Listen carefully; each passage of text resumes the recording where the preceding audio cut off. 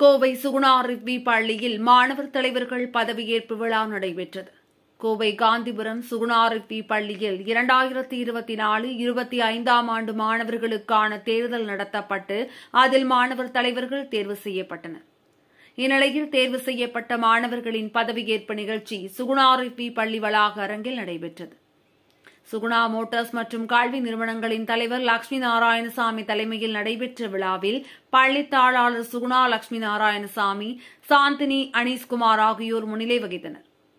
பதவியேற்பு விழாவில் பள்ளி இயக்குநரும் முதல்வருமான ஆண்டனி ராஜ், தலைமை ஆசிரியர் லீனா, நிர்வாக அலுவலர் உமாராணி உள்பட பலர் கலந்து கொண்டனர்.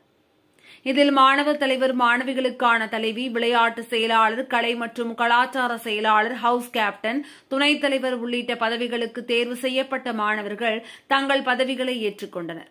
குறிப்பாக மாணவர்களின் பல்வேறு வகையான திறமைகளை வளர்க்கக்கூடிய பள்ளியின் கனாபஸ், பொலாரஸ், ரெகுலஸ் மற்றும் சைரஸ் ஆகிய கிளப் தலைவர்கள் மற்றும் துணைத் தலைவர்களுக்கு சிறப்பு விருந்தினர்கள் பதக்கங்களையும் கொடிகளையும் வழங்கி பதவி பிரமாணம் செய்து வைத்து பேசினர்.